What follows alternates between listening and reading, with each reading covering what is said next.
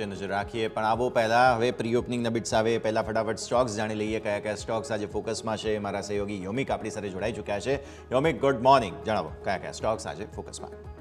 Good morning. Yes, આજના સ્ટોકની આપણે સૌપ્રથમ હું શરૂઆત કરવા માગીશ તો એમ્ફેસિસથી કરવા માગીશ, કારણ કે એમ્ફેસિસમાં આજે આપણને એક મોટી બ્લોક ડીલ થવા જઈ રહી છે કે એમ્ફેસિસમાં બીપીસી ટોપકો કરીને એક જે કંપની છે જે 10.6% હિસ્સો એમાં વેચી શકે છે.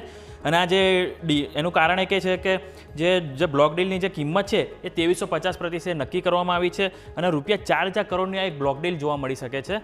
અને આ જે બ્લોક ડીલ જે છે એ આજે પૂર્ણ થશે એના બાદ કંપની માટે 180 દિવસનો એક લોકઇન પીરિયડ પણ રહેશે. અને જો આ બ્લોક ડીલ જે 10.6% હિસ્સો વેચશે અને જેમાં ડિમાન્ડ વધુ પણ જોવા મળે, તેમાં કુલ વાત કરીએ તો 15.1% સુધીનો હિસ્સો પણ એમાં વેચાતો જોવા મળી શકે છે. એટલે એમ્ફેસિસ આજના દિવસે રડાર પર રાખીશું. જે બાદ ફાર્માની 3 કંપનીમાં આજે મોટી એક્શન જોવા મળી શકે છે કે જેમાં સૌપ્રથમ હું લુપિનની વાત કરવા માગીશ કે લુપિનનું જે સ્પેસિફિક જે જેનેરિક બિઝનેસ છે તે લુપિન લાઈફ સાયન્સ સાથે તેઓ એક સોંપ્યો છે કે કંપનીએ લુપિન સાયન્સ સાથે જે એક એગ્રીમેન્ટ કર્યા છે કે તેમનો જે જેનેરિક બિઝનેસ છે કે તેઓ આજથી હવે લુપિન લાઈફ સાયન્સને તેઓ સોંપશે, જેથી કરીને એમાં એક એક્શન જોવા મળી શકે છે. અને જે આ સમાચાર છે લાઈફ સાયન્સ બિઝનેસનો જે એ 1 જુલાઈથી આપણને ઇફેક્ટિવ થતું જોવા મળશે.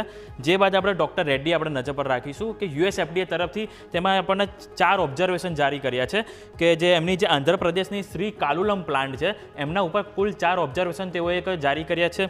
અને આ 30 મેથી 7 જૂનના રોજ આ ઓબ્ઝર્વેશન કરવામાં આવ્યું હતું.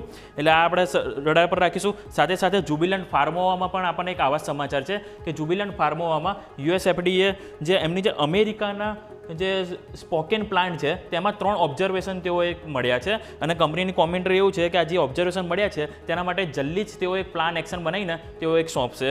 એટલે જુબિલન્ટ ફાર્મોવા, લુપિન અને ડૉક્ટર રેડ્ડી આ 3 આજે નજર પર રહેશે. અને સાથે સાથે આપણે 2 એવા સ્ટોક છે કે જેમાં ઓર્ડર સ્પેસિફિક આપણને એક્શન જોવા મળી શકે છે. ખાસ કરીને કેવીસી ઇન્ટરનેશનલની વાત કરીએ તો કેવીસી ઇન્ટરનેશનલમાં રૂપિયા 1061 કરોડનો ઓર્ડર મળ્યો છે. કંપનીના ઓવરઓલ જે સેગમેન્ટ છે એ દરેકનો થઈને કુલ 1061 કરોડ કંપનીનો ઓર્ડર મળ્યો છે. જ્યારે આરવીએનએલ પણ આપણે વાત કરીએ તો એમાં દક્ષિણ રેલવે પ્રોજેક્ટ તરફથી રૂપિયા 156 કરોડનો ઓર્ડર આરવીએનએલને મળ્યો છે. જે બાદ આપણે મહાનગર ગેસની વાત કરવા માગીશ કે કંપનીએ એક ઇન્વેસ્ટર પ્રેઝન્ટેશન એમનું જે આપ્યું છે કે જેમાં તેઓ નાણાકીય વર્ષ 2025 માટે રૂપિયા 1000 કરોડનો પાઇપલાઇન ઇન્ફ્રામાં તેઓ રોકાણ કરવાનો એક પ્લાન તેઓ બતાવ્યો છે. અને નાણાકીય વર્ષ 2025 માટે તેમના વોલ્યુમ ગ્રોથમાં 6 થી 7% અપેક્ષા તેઓ રાખી રહ્યા છે, જે એક સારી એવી બાબત છે. અને આપણે એમને જે સ્પેસિફિક ઓર્ગેનિક અને ઇનઓર્ગેનિક ગ્રોથ પર તેઓ ફોકસ કરવા જઈ રહ્યા છે. અને એમને જે એનર્જી રિલેટેડ જે બી કારોબાર છે તેમાં તેઓ એક ડાયવર્સિફાઈડ કરશે એવું એમનું એક કહેવું હતું. એટલે મહાનગર ગેસ આપણે આજના દિવસે વોચલિસ્ટમાં રાખીશું. સાથે સાથે રેમંડ આજે આપણે વાત કરીશું કે રેમંડમાં કે મુંબઈના જે બાંદ્રા ઈસ્ટમાં જે MIG 6 કોર્પોરેટિવ હાઉસિંગ સોસાયટી છે એના રીડેવલપમેન્ટ માટે એક પ્રોજેક્ટ મળ્યો છે.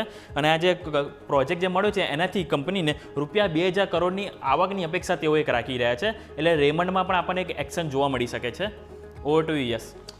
ઓકે, તો આ બધા જ સ્ટોક્સ છે જેને ધ્યાન પર રાખીશું. ખૂબ ખૂબ આભાર.